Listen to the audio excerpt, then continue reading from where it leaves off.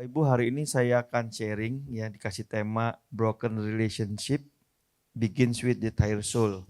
Pemulihan hubungan dimulai dari jiwa yang pulih. Nah, saya nggak tahu berapa banyak Bapak Ibu yang hari-hari ini merasa hubungan terganggu ya. Coba mungkin karena dolar naik ya kan, pekerjaan ya. Soalnya saya banyak nemuin ya di luar sana karena pekerjaan lagi tired, dolar naik, dapat PO katanya, dapat kerjaan bukannya untung dikerjain malah rugi karena plastik naik tinggi apa segala macam. Wah mulai wah ya, apalagi yang punya sakit penyakit. Waduh, lihat angka-angka kalau ke rumah sakit itu begitu ngeri dan akhirnya hubungan rusak. Komunikasi nggak bagus. Ya, tensinya tinggi. Baru dilihat sedikit, apa lihat-lihat tuh kan ngeri ya. Nah, Saudara, saya nggak tahu bagaimana, tapi saya coba ya sharing ini. Tahukah saudara filosofi gadget HP? Kebetulan saya itu kalau beli HP nggak yang mahal-mahal ya, ya seadanya lah. Tapi akibatnya kalau dipakai kelamaan panas Pak. Sama Pak ya, jangan-jangan kita mereknya sama Pak. Merek apa kita Pak ya? Mereknya apa Pak ya? Dipegang panas, kadang kalau udah buka apalagi buka PPT, buka apa desain gambar hang, error. Nah ternyata saudaraku, kenapa? Ya karena melampaui kemampuan gadgetnya. Handphonenya udah dibuka aplikasi kebanyakan dan sangat maksimal dan akhirnya error. Ya, baterainya bad low. Tapi gambaran tentang handphone ini sebenarnya bicara tentang kehidupan kita hari-hari ini. Di mana kita punya tuntutan pekerjaan, pernikahan, keluarga, dan kita harus eksis. Saya kerja, saya melayani juga saudaraku. Sering keluar kota, ke Rote kemarin, saya ada cerita luar biasa nanti di akhir tentang Rote, terus ke Kupang, terus ke Batu Malang, ada pelayanan dan segala macam, dan begitu saya sampai Jakarta, saya harus jadi bapak. Harus begitu nyampe, jemput anak ke Karawaci, siap, makan malam bersama, ayo, padahal saya udah capek banget, tapi iya gitu kan, mesti seimbang katanya, ya kan, kalau pelayanannya habis-habisan, kerja habis-habisan, buat keluarga harus juga habis-habisan. Kenapa? Kita mau beri yang terbaik. Tapi ketika semuanya berjalan, seringkali kita ngerasa jadi lelah. Ya, capek gitu. Nah, kalau udah capek, biasanya kita kehilangan kapasitas untuk mengasihi, untuk mengerti. Kita kehilangan kapasitas, kita menjadi sensitif, reaktif, mudah tersinggung, dan tanpa sadar kita melukai orang-orang yang terbaik. Orang-orang yang terbaik, orang-orang yang terdekat kita. Ya, ngomongnya sayang, sayangnya itu sayang, sayangnya ada tekanan ya, sayang, kamu nggak paham ya, sayang, tapi kamu nggak paham gitu. Nah, jadi nggak bagus lah, konflik ribut. Saya lucu kemarin waktu saya di Batu Malang, ya ini pasangan lagi seru-serunya melayani Tuhan, konflik gara-gara masalah ngomongan istrinya bawa baju kabur, bawa mobil, saudara nggak pulang. Suaminya, wah gimana, istri saya gimana? Oh, aku WA nggak dibalas, tapi kalau gembala yang WA dibalas sih saudara. Kamu di mana? Udah ke rumah saya aja. Saya lagi di luar kota, kamu sama istri saya ya, gini-gini sama ini. Oh iya kok nggak mau repotin, aku di McDonald aja, ntar malaman sedikit pulang. Ribut saudara. Nah saya nggak tahu saudara ngalamin ini gimana. Tapi ini yang terjadi hari-hari ini. Dengan seluruh kondisi. Nah di luar slide ini saudara, waktu saya duduk kita nyanyi tadi, saya tiba-tiba diingatkan tentang ini saudara, tentang jiwa yang lobang, jiwa yang luka, lobang dan segala macam. Saya tuh diingetin dengan ini. Tahukah saudara bahwa jiwa itu, manusia terdiri dari tubuh, jiwa dan roh. Tubuh, sandang, pangan, papan, betul ya? Saudara tahu kebutuhan jiwa nggak? Jiwa tuh punya kebutuhan loh. Butuh dikasihi, dihargai, dan berguna. Jadi saudara mau seapapun mapannya saudara, kalau saudara nggak merasa dikasihi, nggak merasa dikasihi, dicintai, dikasihi, rasa aman dan rasa berguna, pasti terganggu jiwa saudara. Nah coba, udah ada yang mulai terganggu saudara? Saudara bilang, oh yang paling penting uang. Betul, tapi saudara pernah ketemu orang kaya stres, depresi, artis terkenal bunuh diri. Kenapa? Karena gak merasa dikasihi. Orang tua asetnya banyak, suatu saat dia sakit gak bisa ngapa-ngapain. Kayak aduh gue udah gak ada guna hidupnya. Kenapa? Ngerasa gak berguna. Nah itu sangat mempengaruhi kita. Seringkali membuat kita jadi stres. Ini saya keingetan aja, gak ada di materi. Tapi tiba-tiba muncul aja waktu kita lagi doa, lagi nyembah gitu. Kayak itu sebabnya hari ini saya mau beritahu buat saudara yang merasa tidak dikasihi. Saudara merasa tidak aman, insecure. Dan saudara merasa gak berguna. Waduh, aku kalau sampai berhenti kerjaan gimana nih? Nanti ke depan makan apa, aku bisa apa, atau istri karena suaminya udah kerja, istrinya ngerasa nggak bisa bantu, ekonomi lagi sulit misalnya, ngerasa nggak berguna, jadi kayak ya gitulah konflik dan segala macam. Nah, kalau saudara ngalamin ini hari ini dengerin baik-baik, itu memang adalah 3 kebutuhan jiwa, di mana kalau nggak terpenuhi 95% mengakibatkan problem emosi, ya konflik dan ribut. Nah. Ada banyak hal, tapi ini yang saya diingetin, saya mau bahas ini di luar PowerPoint. Tapi saudara tahu gak kalau saudara lahir baru, roh saudara dikasih roh yang baru. Untuk nolong menutupi jiwa saudara yang mungkin berlubang karena 3 kebutuhan dasar ini gak terpenuhi. Nah, 3 kebutuhan dasar ini 3 kebutuhan dasar ini bisa dipenuhi di dalam Kristus. Kenapa? Karena Kristus mengasihi saudara. Buktinya dia mati di kayu salib. Karena Kristus sudah menang atas maut. Atas segala kuasa, itu memberi saudara rasa aman. Dan Roh Kudus, Efesus 2 ayat 10 ada di dalam diri saudara. Roh Kudus yang memampukan saudara. Roh Kudus yang akan memakai hidup saudara sehingga saudara berdaya guna. Oke, jadi udah komplit di dalam Kristus. Tapi tahu gak saudara ada 3 kebutuhan roh. Roh saudara punya kebutuhan sama kayak kalau saudara manusia tubuh gak makan lapar, roh saudara juga punya kebutuhan. Nah 3 kebutuhan roh apa saudara? Yang pertama adalah menyembah.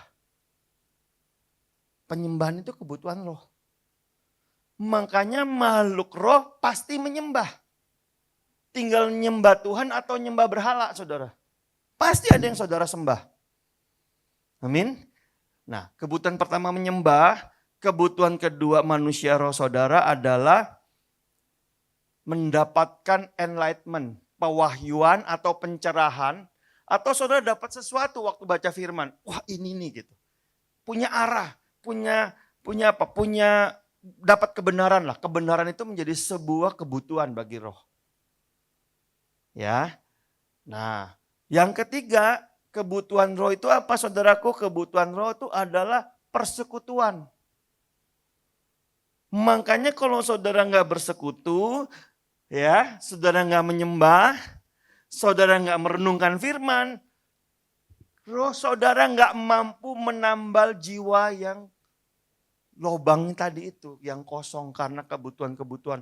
Karena gini, kita nih manusia ya, begitu kita ngeliat dolar naik, rasa aman, waduh gawat nih utang dalam dolar lagi. Langsung problem emosional tuh muncul. Ingat ya, pakai uang jangan boros-boros. Papi udah kerja capek, banting tulang, banting tua, pokoknya marah-marah gitu. Ingat ya. Kenapa? Karena persekutuan roh saudara, kebutuhan roh saudara enggak bisa mensuplai dan menutupi celah yang ada di lubang jiwa. Nah, makanya saya mau dorong. Mari saudara ambil waktu betul-betul. Jangan ngeremehin loh. Jangan ngeremehin saat teduh pagi hari. Jangan meremehkan doa malam bersama keluarga. Jangan meremehkan persekutuan. Jangan saudara nganggap, wah ya sudahlah udah lewat aja. Enggak. Ini adalah instrumen yang Tuhan beri buat anak-anak Tuhan bertahan di akhir zaman. Oke ya. Nah ini yang saya diingetin tadi waktu duduk di samping Pak Pur. Nah mari kita lanjutkan materinya. Ya.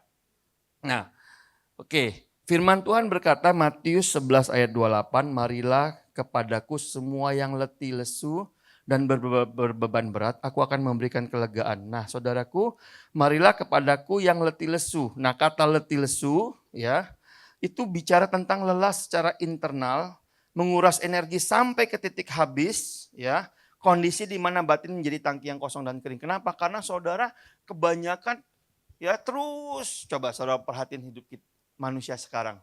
Kerja. Ya, dari pagi itu udah kerja sampai sore. Pulang kena macet. Sampai rumah saudara nggak tenang, yang saudara lakukan apa? Kebanyakan nonton. Me time nonton Netflix. Yang masih muda main games. Entah Mobile Legend, entah apa. Tapi kesemuanya itu menguras jiwa, menguras energi. Lu saudara nge-scroll itu kan otak kita berputar terus itu. Ngeliatin apa reels, ngeliatin apa. Terus kita lihat berita-berita yang bikin khawatir. Terus kita mengkonsumsi itu, merenungkan itu. Terus capek jiwanya. Tapi kita nggak sadar capek, kita anggapnya me time. Ada yang suka nonton film, video, apa Netflix atau apa. Kejar tayang. Bangga lagi. Gue udah nonton semua film Koreanya. Udah semua yang baru itu juga udah selesai. Kejar tayang bangga. Padahal selama dia nonton, filosofi dunia ini masuk kan? Masuk. Terus dia ngeliat, krisis ekonomi, dia ngeliat ada aniaya, kelaparan, sakit penyakit, pandemi. Terus dia mulai mikir, kayaknya udah mulai deket nih ya. Khawatir ya, makin khawatir dia makin nonton, makin khawatir, makin gak saat teduh, makin gak baca firman, makin berantakan saudara. Nah ini jiwanya jadi lelah. Kesentil sedikit aja, ribut gede. Salah sedikit aja, anak salah sedikit, orang tua marah-marah. Orang tua ngomel sedikit, anak merasa gak dimengerti. Ribut, pokoknya kacau. Kenapa? Lelah. Nah, belum lagi berbeban berat. Tuh, beban berat apa maksudnya? Beban dari eksternal, kondisi terus menerus memikul apa tuh? Beban dari luar. Ya, anak-anak sekolah dia lihat teman-temannya bersaing kompetisi. Udah selesai mau tamat wisuda, dia bingung mau kerja apa. Kerjaan lagi susah, krisis di mana-mana. Stres. Nanti kalau aku misalnya gajinya nggak cukup gimana? UMR misalnya cuma 5 juta, 6 juta, pengeluaran begini begitu. Stres. Bersaing, segala macam. Yang orang tua juga sama. Saya ngalamin kerja, Pak. Belum ngalamin krisis, misalnya harga 350 per piece barang nih, sudah krisis harga jadi 280. Bingung gak? Kan harusnya harga naik ya. Karena pabrik-pabrik besar gue gak untung gak apa-apa. Yang penting kecil-kecil mati dulu, kita bisa running, nanti kalau mereka udah mati kita baru naikin. Segitunya saudara. Bebannya begitu berat. Ekspektasi, tuntutan hidup yang gak pernah berhenti. Kan selama hidup selalu ada tuntutan. Cicilan selalu datang akhir bulan, ya kan? Pengeluaran selalu datang, kayak kita capek banget. Dan kita bebannya berat. Nah saudara, kalau saudara ngalamin ini semua, tadi saya ngomong di awal, saudara harus, kalau saudara ngalamin ini semua, mungkin jiwa saudara hari ini 95% punya problem emosional. Saya juga udah ngomong, problem emosional bisa ditutup dengan ketika saudara mengalami persekutuan, kebutuhan roh saudara, roh yang spirit yang kuat, itu membuat kita bisa kontrol semuanya saudara. Persekutuan dengan Tuhan itu kekuatan, tapi kalau enggak, habis. Ya, oke. Nah, firman Tuhan bilang apa solusinya nih saudara? Ya, saya ambil dari Yesaya 30 ayat 15. Yesaya 30 ayat 15. Dengan bertobat dan tinggal tenang, kamu akan diselamatkan. Dalam tinggal tenang dan percaya terletak kekuatanmu. Ini salah. Yang benar dengan bertobat dan tinggal diam. Ya, diam sama tenang tuh mirip tapi beda saudara ya. Dengan bertobat dan tinggal diam, kamu akan diselamatkan, dan tinggal tenang dan percaya terletak kekuatanmu. Nah, saya mau bahas saudara. Nah, kata bertobat itu berbicara, saudara, mari kita berbalik sama Tuhan. Saya nggak bilang saudara berbuat jahat. Saya nggak bilang saudara mencuri harus bertobat, bukan. Pertobatan yang kita perlu lakukan adalah pertobatan mengandalkan kekuatan sendiri. Kebanyakan kita ini ketika ngalamin tekanan, kerjaan susah, kita semakin mau kerja. Semua gue kerjain di apa juga palu gak ada. Kerjain. Tapi hasilnya gak ada, tambah stres kan. Paham gak? Mau ngandelin kekuatan sendiri. Nah, Tuhan bilang bertobat. Bertobat maksudnya apa? Bertobat dari sikap hati yang seperti itu. Bertobatnya apa? Ayo dong diem. Mulai berdoa, Tuhan mau apa? Di tengah-tengah krisis ini, di tengah-tengah persaingan ini, di tengah-tengah kondisi keluarga yang seperti ini, di tengah-tengah ngalamin sakit penyakit ini, Tuhan mau apa? Bertobat dari menggunakan kekuatan daging dan kekuatan pikiran sendiri. Dengan bertobat dan tinggal tenang atau diam. Nah, kata diam di situ ya. Diam di situ berarti benar-benar nggak ngapa-ngapain, istirahat penuh. Kenapa? Karena percaya Tuhan yang akan ambil alih. Tuhan yang akan buka jalan. Kayak tenangnya ya udah aku diam. Kayak gini, kayak kalau anak saya udah mentok, bingung, dia datang ke saya, dia bilang, Pak aku udah lakukan ini, aku nggak ngerti. Ayo Papa kasih solusi. Aku mesti ngapain? Oke, langkahnya kamu begini. Coba jalanin. Oke, nurut aja udah. Itu kata tenang. Saudara pernah ngalamin gak ada masalah, saudara kerjain, berusaha selesain, gak selesai-selesai. Saudara diam, selesai sendiri. Pernah? Tiba-tiba aja jalan terbuka gitu. Tiba-tiba aja waktu kita bilang, Tuhan aku udah gak mampu banget ini Tuhan. Aku mau berserah sama Tuhan. Aku mau datang sama Tuhan sebagai seorang anak. Tiba-tiba Tuhan buka jalan. Ada aja jalannya gitu. Nah, saudara mau praktek ya? Praktek ya. Jadi mulai. Nah, saya tuh ngeliat orang gini. Karena tekanan hidup, dia kerja habis-habisan semua dikerjain ya. Kalau bisa tuh dari pagi bangun subuh, kalau bisa jam 3 dia kerja dulu masak. Ya, jualan. Nanti kalau udah jam 7 dia ke kantor, jam 8, jam 9 ngantor. Pulangnya sore sampai rumah jam 7 gitu. Malamnya jualan online. Semua dikerjain saudara. Tapi jadi capek. Emosinya tinggi. Kayak gak punya waktu, aku gak punya waktu buat yang lain. Kenapa? Aku harus mengejar. Mengejarnya bagus sih. Tapi kalau hampir gak punya waktu buat yang lain atau apalagi buat Tuhan. Bahaya saudara. Bahaya, karena yang saudara harus cukupi bukan cuma jasmani saudara. Tapi juga jiwa dan roh. Yang perlu saudara persiapkan bukan hanya kehidupan selama saudara hidup. Tapi kehidupan setelah saudara mati. Benar loh, kita khawatir semua selama kita hidup. Tapi kita gak pernah khawatir setelah kita mati. Kita gak pernah prepare.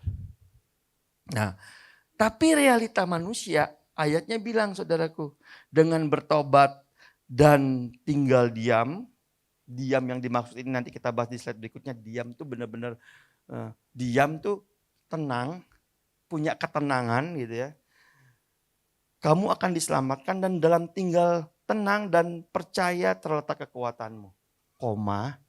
Tetapi kamu enggan, kamu gak mau. Kamu masih mau polanya gini, pokoknya harus, aku gini, harus.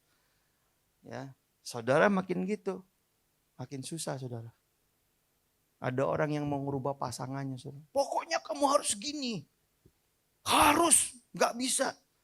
Saya bilang kamu ngerubah diri kamu aja gak bisa, mau ngerubah pasangan. Aku nih gak minta apa-apa Kak. Aku cuma minta kalau dia kerja pulang jam berapa tuh ngomong. Nih istrinya kerja, suami di rumah. Aku tuh sayang banget, aku mau masakin bubur supaya masih anget waktu dia pulang. Bisa makan sama anak-anak, rumah udah bersih, udah rapi. Jadi kalau istri aku pulang, dia tinggal pulang, tinggal makan, tidur, istirahat. Suami kayak kurang apa? Kurang tahu diri, saya bilang. Istri kamu kerja sama orang. Kalau bosnya suruh bilang lembur, dia kadang-kadang gak bisa memutuskan kapan pulang. Apalagi akhir bulan. Ngurusin keuangan, pajak dan segala macam. Gak bisa mastiin. Belum lagi kalau dia naik Gojek. Nunggu Grabnya gak ketahuan. Begitu dia ngomong jam 8, pulangnya jam 9, kamu marah-marah. Jadi istri kamu takut ngomong. Takut deklarasi ini jam segini pulangnya persis. Karena kalau telat diomelin. Dan kalau istri kamu capek, stres, depresi, sakit, kamu susah loh. Karena dia tulang punggung. Padahal kan istri tulang rusuk ya. Ini jadi tulang punggung. Susah loh. Nah, tapi ini aku cerita kenapa? Karena kita enggan. Kita mau rubah orang, kita mau rubah keadaan dengan kekuatan kita sebagai manusia. Kita enggak mau belajar menyerahkan ke Tuhan. Tuhan mau kok pasangan saudara berubah. Mau kok. Tapi Tuhan mau merubah dengan caranya Tuhan. Waktunya Tuhan. Bagian kita menerima dan mengasihi saudara. Amin. Nah, tapi kita nggak mau ayatnya bilang. Kita menolak untuk diam, kita memaksa baterai yang sudah 2% untuk terus berlari karena kita mencoba mengontrol segalanya dan menolak perhentian sejak awal. Nah, aku pas banget nih. Ya. Kita namanya sabat. Belajar ambil waktu. Seriusan. Ya, mungkin kita nggak sabat persis seperti zaman bangsa Israel dulu di Perjanjian Lama. Tapi saya praktek loh sudah. Kalau ada apa-apa kita seminggu sekali kita anak keluarga itu makan. Ya, makan meja yang kayak kita emang tata gitu. Lalu saya mulai belajar ceritain kebaikan Tuhan. Kita update, kamu lagi ngerjain apa. Papil bersyukur di tengah-tengah ini Tuhan pelihara dan segala macam. Itu kayak di tengah-tengah keluarga itu kita kayak rest. Menceritakan kebaikan Tuhan itu sahabat saudara. Dan waktu kita menceritakan Allah hadir di situ meneguhkan kehadirannya bahwa aku ada di keluarga ini berdaulat untuk keluarga ini. Saudara. Jadi saya mau dorong banget saudara di tengah-tengah semua kesibukan ini yang kita belajar tentang jiwa yang lelah, jiwa yang capek membuat hubungan yang rusak. Coba ambil waktu sama-sama duduk bareng di meja makan keluarga segala macam, nggak ada gadget, ngobrol dari hati ke hati dan menghadirkan Tuhan dalam pembicaraan kita. Saudara akan lihat dahsyat. Nah, baru berikut. Nih, ini juga ayatnya sudah tahu. Ya, ayatnya berbunyi, Pikulah kuk yang kupasang dan belajarlah kepadaku, karena aku lemah lembut dan rendah hati, dan jiwamu akan mendapat ketenangan. Nah, kata pikulah kuk itu ya, seperti saudara lihat, saigos. Saigos ini saudaraku adalah ikatan kasih. Nah kalau zaman dulu di Israel itu, kalau mereka bajak sawah, itu biasanya sapinya itu ada dua, satu sapi senior, kerbau senior, yang satunya lagi kerbau junior. Saudara. Nah kalau kerbau yang senior, ini langkahnya mantap saudara. Kan gede senior. Jalannya udah lurus, karena udah terlatih. Nah kalau yang baru, junior pecicilan, mau ke kiri, mau ke kanan, mau ke kiri aktif, mau lari-lari gitu.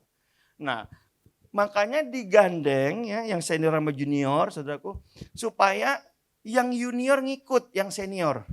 Tapi awal-awal biasanya yang junior punya jalan sendiri. Aku mau ke kiri, aku mau ke kiri. Tapi kalau setiap dia mau ke kiri, dia akan mengalami kesakitan. Karena kan nabrak. Ya kan sakit. Aduh nggak bisa ke kiri lagi, nggak bisa sakit. Sampai suatu saat karena udah berkali-kali sakit dan berkali-kali kalah kuat, akhirnya dia lama-lama ngikut. Dan mulai sinkron sama kerbau yang senior. Nah kita juga sama. Waktu Yesus gini, marilah kepadaku hai kamu yang letih lesu dan berbeban berat, pikulakuk. Pikulakuk tuh gini, kamu ambil bebannya beban yang dari Yesus ya. Karena kalau beban yang dari Yesus, inline sama Yesus, kamu akan lihat kerajaan Allah hadir di bumi. Kerajaan Allah hadir di hidup kita. Kerajaan Allah hadir dalam keluarga kita. Kerajaan Allah hadir dalam pekerjaan kita. Kamu akan tenang. Sebab kerajaan Allah itu bukan soal makanan, pakaian, minuman, tapi soal damai sejahtera, sukacita oleh Roh Kudus.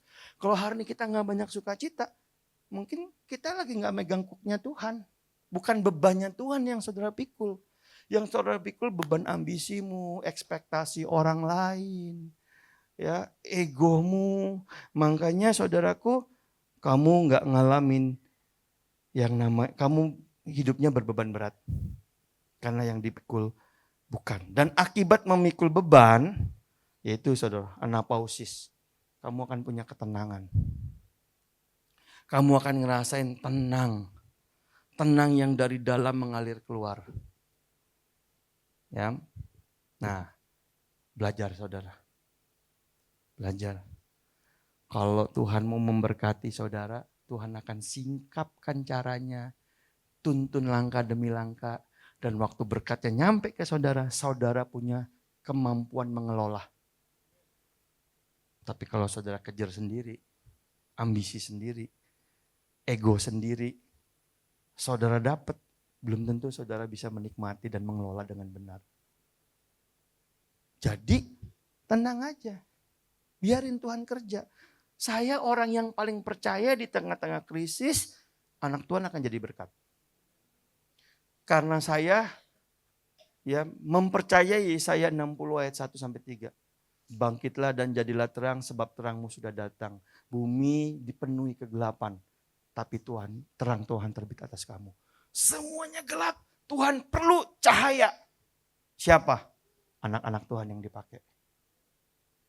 Jadi saudara jangan panik nih. Jangan malah tensinya tinggi, emosi. Karena dalam ketenangan saudara akan melihat banyak hal. Tuhan bisa kerjain. Ya. Nah, berikut. Nih, saudara.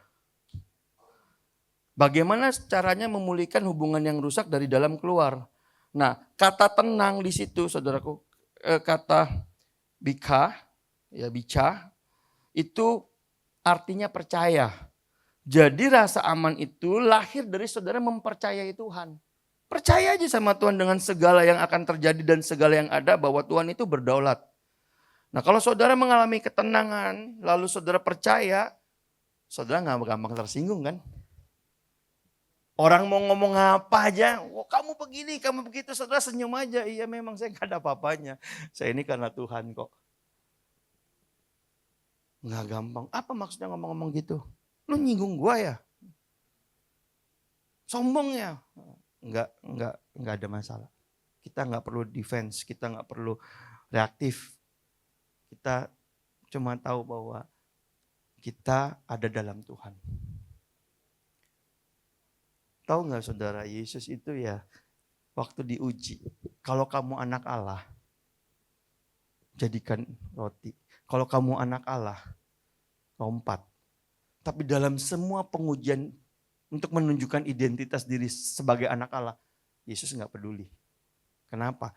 Gak perlu ditunjukin, Yesus firm bahwa dia anak Allah. Saudara gak perlu tunjukin aksi menunjukkan siapa saudara. Karena saudara paham, saudara ada dalam Kristus. Gak perlu saudara. Jadi kayak saudara ya natural, penuh ketenangan, penuh kasih karunia. Karena Tuhan menyertai saudara. Nah kalau saudara percaya sama Tuhan, ngalamin kasih Tuhan, saudara akan berhenti nuntut orang lain berubah seperti yang kita mau. Karena semua orang punya prosesnya. Suami kita punya prosesnya ketika dia ngalamin pergumulan di kantor. Kita gak perlu nambah-nambahin dengan, harusnya papi tuh begini. Mami kan udah bilang. Ya, malah runyam ya. Ya. Atau si papi gak perlu, mami tuh harusnya begini-begini, gak perlu. Diskusi, ngobrol. ajak renungin firman, karena firman yang merubah. Dan saudara akan ngalamin pertumbuhan yang dahsyat, saudara. Nah, kalau saudara ngalamin persekutuan di dalam Tuhan, pada endingnya apa saudara? Saudara berkemampuan untuk mengasihi. Karena sebenarnya kita nggak mampu tanpa kita mengalami kasih Tuhan. Kita tuh nggak pernah bisa memberi apa yang kita nggak terima. Gitu.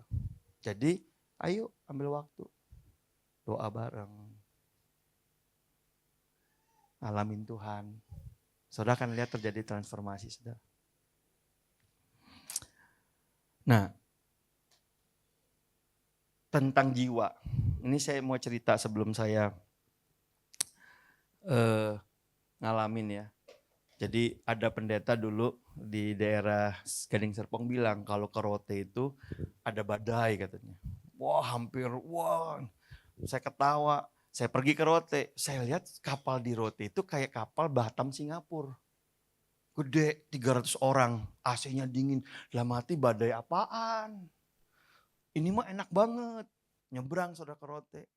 Wisuda, anak-anak SMA kita doain, ada yang masuk ke polisi, ke militer, ada yang jadi dokter, ke macam-macam lah. Pas mau pulang, kita mau wisudaan lagi anak sekolah di Kupang. Pengumuman dong, pesawat nggak bisa terbang, kapal laut nggak boleh lewat karena akan ada badai. Tapi kan kita mesti ke sana nih, karena semua pendetanya di situ, ketua yayasan di situ, pembicaranya di situ. Jadi kita mesti nyebrang. Akhirnya ngobrol-ngobrol kalau mau mah Pak pakai kapal nelayan aja katanya. Yang muatnya 12 orang. Tadinya muatnya satu kapal 6. Kita ber-12 jadi dua perahu tuh. Yang kanan kiri. Tahu kan? Tapi katanya oh ada yang lebih gede. Jadi kapalnya itu yang belakangnya gede gitu. Naik dong 12 orang. Naik. Wah pertama kali lewat kita pikir ini udah ombak nih. Wah cuma segini doang ya gitu. Terus lewat kepulauan karena kita harus lewat pulau-pulau pinggir kan supaya nggak kena ombak. Kita lewat pinggir-pinggir antar pulau-pulau tuh selat-selat kita lewatin. Wih foto-foto kayak berasa di Raja Ampat ya. Wih bagus gini. Setengah jam kemudian nelayannya bilang gini. Coba yang duduk di atas deck pindah ke bawah kata dia. Coba ini yang gede 2, entah kalau saya bilang ke kiri, kalau bilang ke kanan. Wih hati saya langsung gak enak kan ini, waduh ini beneran saudara naik, itu kayak naik kora-kora 2,5 jam saudara, wes beng, wah itu kita semua pegangan ya, itu kayak wah saya pikir udahlah gak usah pegangan, coba pakai keseimbangan badan, nggak bisa saudara, pegangan itu. Wah ada yang berlutut, ada yang wah di belakang saya, aduh udah ada yang muntah-muntah segala macam. Terus di tengah-tengah itu kita ngelihat nih ya, ombak itu sama perahu kita lebih tinggi ombak. Saudara. Padahal saya duduk di atas, yang duduk di belakang saya, di bawah saya kan lebih di bawah kan. Itu berarti ngelihatnya lebih tinggi. Itu kayak udah, saya nggak takut mati sih. Maksudnya perjalanan sama Tuhan masih ada, rencana Tuhan nggak mungkin nggak digenapi ya. Tapi ya takut tetap gitu. Maksudnya kayak waduh, terus saya mulai ngitung-ngitung nih kalau berenang kira-kira gimana. Saya ngeliat kok gak ada pulau sama sekali, samudra luas gitu kan. Terus Tuhan bilang gini, kamu bisa nggak nyembah? Tuhan bercanda Tuhan, nyembah suaranya nggak enak lah Tuhan lah, ntar kan ini saudara tahu, Tuhan tahu saya kalau napas saja fales gimana nyanyi, nggak apa-apa nyanyi, saya nyanyi saudara. Di saat badai bergelora, ku akan tenang bersamamu. Itu saya nyanyi ulang. Terus Tuhan bilang ini, kamu lihat ombak ya, jauh, lebih tinggi daripada perahu. Tapi begitu 5 meter sudah dekat perahu, enggak lebih tinggi dari kamu. Enggak lebih tinggi dari posisi kamu, paham enggak? Kamu perhatiin deh, iya Tuhan. Tahu enggak kenapa Petrus tenggelam? Karena dia dari jauh dia ngeliat ombak itu, dia khawatir. Tapi ombak itu kalau udah sampai dekat, enggak lebih tinggi dari perahu kamu. Artinya apa? Masalah waktu kamu lihat dari jauh kelihatannya besar. Tapi waktu dia udah dekat, enggak sebesar yang kamu lihat dari jauh. Banyak kita tuh memprediksi masa depan kan. Wah nanti gini gimana, wah kacau nih, wah kalau gini-gini. Kita khawatir banget, padahal itu cuma penglihatan kita. Tapi pada waktu dia mendekat, ketika kita bersama-sama Tuhan, itu nggak lebih besar daripada perahu yang kita tumpangi.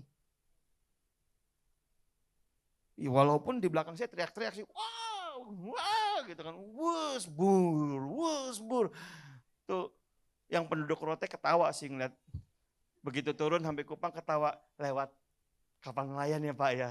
Waduh, gimana Pak pengalamannya Pak sambil ketawa-ketawa gitu. Tapi kita wah udahlah. Jadi Tuhan ajarin. Dan di situ saya dari pengalaman nyanyi di kapal 2 jam itu saudaraku. Saya punya pengalaman iman bahwa enggak loh. Masalah yang saudara hadapi kelihatannya mengerikan dari jauh. Tapi waktu saudara berjalan sama Tuhan, sudah dekat, dia cuma seperti gelombang air biasa. Buat kapal goyang, tapi nggak buat kapal kebalik. Amin saudara. Nah itu berkesan banget lah. Karena kita kalau disuruh ngulang lagi nggak mau pasti. Tapi begitu turun saya tanya ini 12 orang. Kalian kepikir takut dan mati nggak? Enggak. Kenapa? Ada 2 ketua yayasan sekolah dan 4 pendeta aman kan gitu. Mereka ngomongnya begitu. Oke ya, lanjut. Nah, saudara, bagaimana membangun gaya hidup sabat? Yang pertama, saudara, mari yuk belajar untuk bertobat dan tinggal diam. Bertobat dengan pemikiran-pemikiran dan cara-cara kita dan belajar tenang sama Tuhan. Ambil waktu 10-15 menit di pagi hari, jangan sentuh HP dulu. Tapi ini yang paling standar sih. Kenapa? Karena saya khawatir semua kita megang HP begitu bangun tidur. Paling standar. Tapi kalau saudara mau refer to Bible, Bible bilang gini, tidak sanggupkah kamu berjaga-jaga 1 jam saja? Ambil waktu pagi, 1 jam aja saudara. Doa, renungin firman. Supaya saudara punya ketenangan. Tahukah saudara di tengah-tengah peperangan dan badai, ketenangan itu hal yang mahal. Bisa deep thinking, bisa kontemplasi firman itu hal yang mewah. Nah, jadi jangan sampai ini terambil. Ya, yang kedua, tukar beban saudara ya, ganti dengan beban yang dari Tuhan, kuk yang dari Tuhan. Dan belajar saudara di tengah-tengah emosi, kalau saudara kesel, emosi, marah, belajar ya, jangan langsung ngomong. Saya itu konseling pasangan-pasangan kalau mau marah, kamu mendingan masuk kamar mandi dulu deh atau pindah ganti ruangan, tarik napas. Terus kamu mau ngomong apa tuh pertimbangkan lagi kata-katamu. Karena begitu kata-katamu keluar menyakiti hati orang terdekat yang kamu sayang, itu nanti ngobatinya enggak sebentar. Bahkan yang enggak terselesaikan masih tersimpan sampai bertahun-tahun lamanya bisa diungkit lagi. Kok enggak ingat 5 tahun yang lalu? 5 tahun yang lalu. Kok enggak ingat ya 2 tahun yang lalu? Masih diingat. Makanya kalau ngomong hati-hati. Dan kenapa? Karena iblis pakai omongan tuh ingat tuh kan suami kamu ngeremehin kamu kan. Tuh kan kamu dibilang kan. Tuh kan dulu kamu langsing sekarang kamu langsung. Kamu kan dibilangin, wah diomongin terus. Jadi hati-hati kalau ngomong. Nah terus yang ketiga saudara sediakan waktu khusus mingguan untuk benar-benar lepas total dari handphone. Benar-benar belajar untuk kasih waktu buat Tuhan, buat keluarga. Dalam hal-hal yang rileks, santai, ngobrol santai. Itu akan nolong banget buat jiwa saudara tuh menutupi lubang-lubang yang ada. Nah terakhir saya kasih evaluasi ini saudara. Apakah saudara hari ini mengalami ketegangan? Hubungan. Sebenarnya kalau ngalamin ketegangan, benar-benar karena orang lain salah, kan mungkin juga salah. Tapi atau karena saudara baterai jiwanya lagi merah. Lagi capek banget. Nah, jangan sampai saudara punya blind spot. Kita pikir orang lain salah, padahal kita yang perlu tenang. Kita yang perlu evaluasi, refleksi. Nah, lalu coba, ada nggak hal-hal yang kita nggak serahin di kaki Kristus? Yang kita kekeh, kita ngotot maunya kita sendiri. Kita coba pertahankan, tapi ternyata itu ego. bukan yang Tuhan pengen kita pegang. Lalu jangan sampai saudaraku, kita gara-gara baterai low, kita kehilangan orang-orang yang kita kasihi. Karena kita sudah lelah untuk mengasihi. Kita gak terhubung sama Tuhan. Yuk mari kita datang sama Tuhan, kita tundukkan kepala. Saudara, saya mau undang mungkin pemusik, worship leader boleh maju ke depan. Saya mau ajak kita sama-sama merenung saudara.